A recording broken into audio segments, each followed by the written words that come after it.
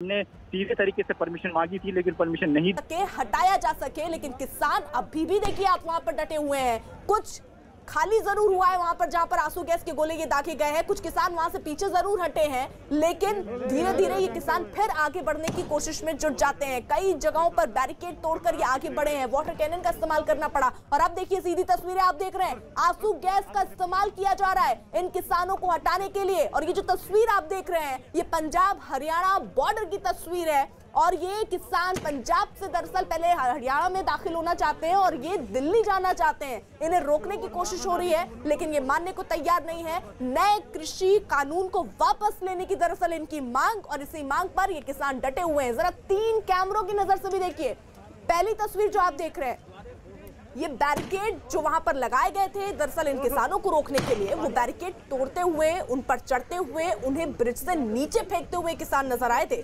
दूसरी तस्वीर जरा आप देखिए, वाटर कैनन का इस्तेमाल करना पड़ा और अभी आंसू गैस का इस्तेमाल करना पड़ रहा है ताकि इन किसानों को वहां से हटाया जा सके। भारी तादाद में, सैकड़ों की तादाद में यहाँ पर किसान नजर आ रहे हैं और इन्हें हटाने का प्रयत्न, इनको हटाने की कोशिश दरअसल सुरक्षा बल की है। और इसके लिए जो भी रास्ते सुरक्षा बल एहतियात कर सकते हैं वो करते हुए नजर आ रहे हैं, चाहे वो वाटर कैनन का इस्तेमाल हो, चाहे वो आंसू गैस का इस्तेमाल हो, चाहे उन्हें बातचीत के रास्ते से समझाने की एक तरीका हो। ये सारे तरीके सुरक्षा बल वहां एहतियात करते हुए नजर आ रहे हैं। दिल्ली की ओर ये किसान बढ़ना चाह रहे हैं और किसानों का साफ कहना है कि वो किसी भी हालत में कितना भी बल प्रयोग कर लीजिए हम रुकेंगे नहीं।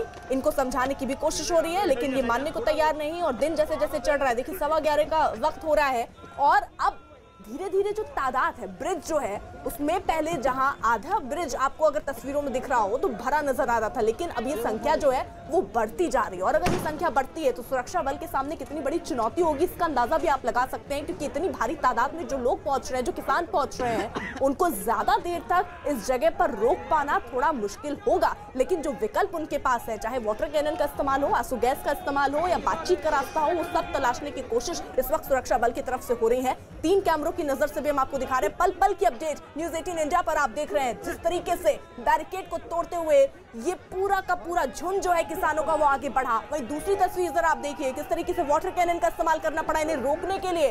आंसू गैस का इस्तेमाल अभी भी वहां पर हो रहा है। और तीसरी तस्वीर देखिए उस वक्त की जब वाटर कैनन का इस्तेमाल करना पड़ा और इन किसानों को वहां से हटाना पड़ा, लेकिन अब आंसू गैस का इस्तेमाल किया जा रहा है क्योंकि किसान जो है ना वो बात समझ रहे हैं और वो आगे बढ़ते ही जा रहे हैं। और एक यही अब विकल्प बचता है सुरक्षा बल के पास और उसी का इस्तेमाल करते हुए सुरक्षा बल इस वक्त नजर आ रही है। तो फिलहाल पंजाब हरियाणा बॉर्डर की तस्वीर आप देख रहे हैं, अंबाला से ये किसान जो है वो आगे बढ़ते हुए हरियाणा में प्रवेश करने की कोशिश में जुटे हुए हैं। एक जत्था, एक ग्रुप तो इनका ऑलरेडी हरियाणा पहुंच चुका है, अब ये दूसरा ग्रुप है जो पहुंचने की कोशिश में है और इन्हें रोकने की कोशिश जो है वो वहां पर सुरक्षा बल की तरफ से हो रही है। समझाने का प्रयत्न भी हो रहा है, इनके लीडर से बात करने की भी कोशिश हो रही है, लेकिन ये मानने को तैयार नहीं है। इनका कहना है कि जो नया कृषि कानून आया है वो किसानों के हित में नहीं है। वहीं सरकार का क्या पक्ष है वो भी हम आपको दिखा रहे हैं। सरकार लगातार कह रही है कि आराम से सुनिए, ये आपके ही पक्ष में बना कानून है।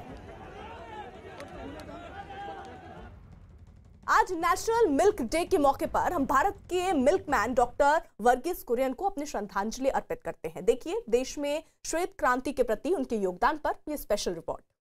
1949 में आनंद आने पर वर्गीस कुरियन 28 साल के थे और जल्द ही सहकारिता को विकसित करने में मदद करने के लिए कड़ी मेहनत कर रहे थे।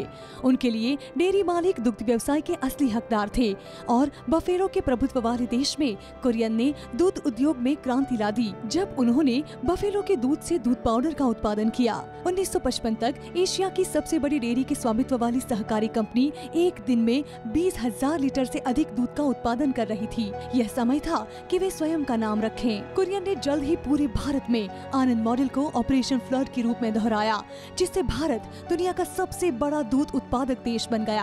आज देश भर में 10 मिलियन किसानों की 200 डेयरियों में हर दिन 20 मिलियन लीटर से अधिक दूध का उत्पादन होता है।